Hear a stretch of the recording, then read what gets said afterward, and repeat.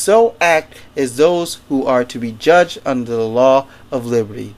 For judgment is without mercy to the one who has shown no mercy. Mercy triumphs over judgment. James, you need to stop.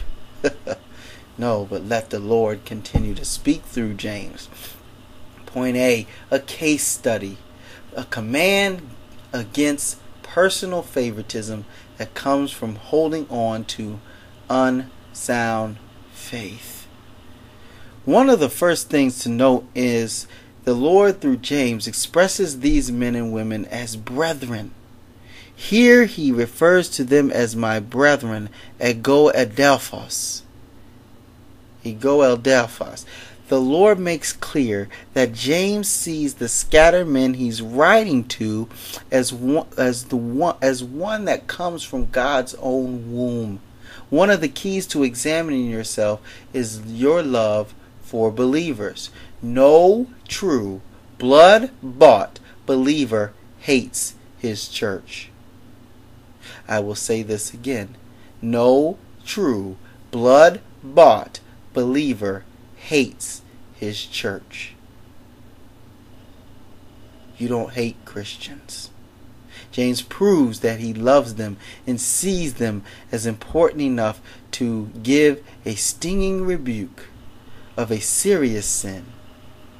Look at Galatians 6 verses 1 through 2. Also note, a person who really loves you is willing to rebuke you of sin. Look at Proverbs 27 verse 6. So what was the sin James is rebuking the scattered for? Show no partiality as you hold the faith in the Lord Jesus Christ, the Lord of glory. That's what verse 1 says.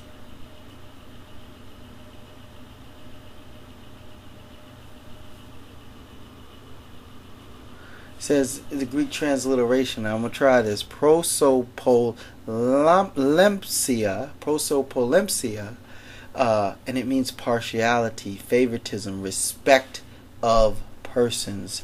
It is the fault of one who, when called to give judgment, has the respect of the outward circumstances of a man and not to their intrinsic merits, and so prefers as the more worthy one who is rich, high-born, or powerful to another who does not have these qualities. You may be thinking about what I said earlier about the one who went to the master's college versus the one who learned off the internet. But wait, the master college teaches sound doctrine. Yes, but there are also websites that teach sound doctrine. This person, you see God has blessed them and they teach sound doctrine, but you won't put them in there because he didn't go to this certain college. Don't think I'm against anyone going to seminary. What I'm saying is, you see the preference. I prefer him. Why do you prefer? Because he went where I went. Well, why? You know so-and-so is preaching soundly. No, but he went where I went. You see what I'm talking about?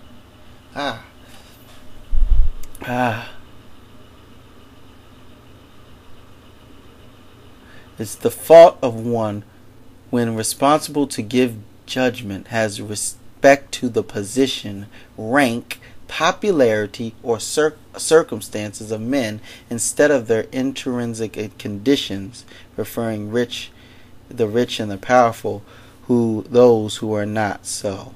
And you can look at Romans 2 verse 11, Ephesians 6 verse 9, Colossians 3:25, and James, of course, 2 verse 1. Favoritism is used in this text in the dative plural feminine noun.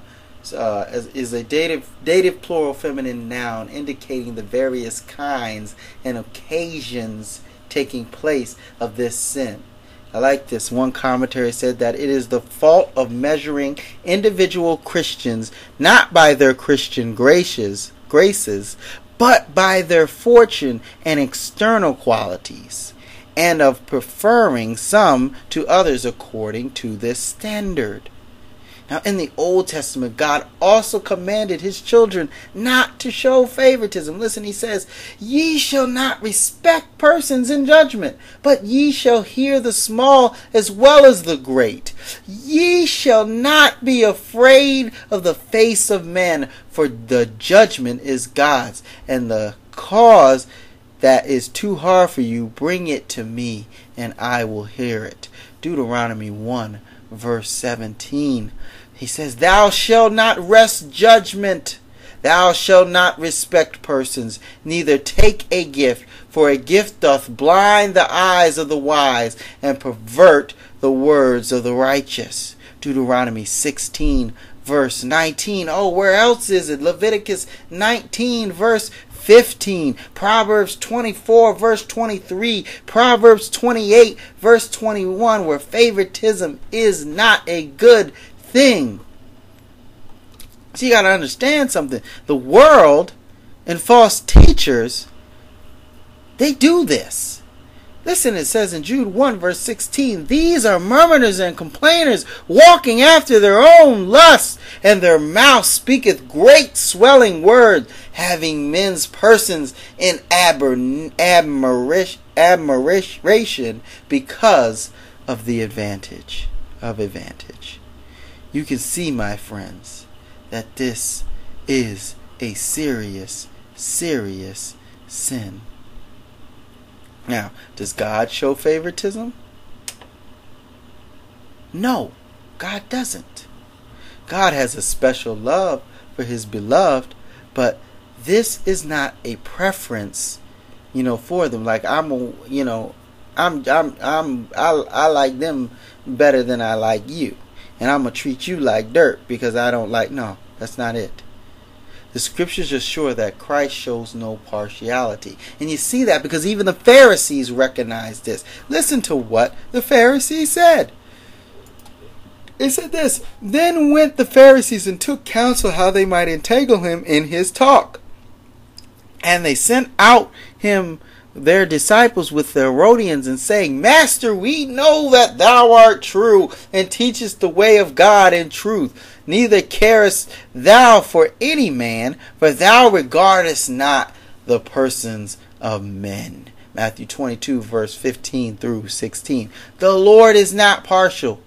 He makes this even more clear and earlier in Matthew when he says, "That ye may be children of your Father which is in heaven. For he maketh his sun to rise on the evil and on the good. He sendeth rain on the just and the unjust." Matthew 5, verse 45. And in other texts it exists. He says, "Wherefore let the fear of the Lord be upon you. Take heed and do it.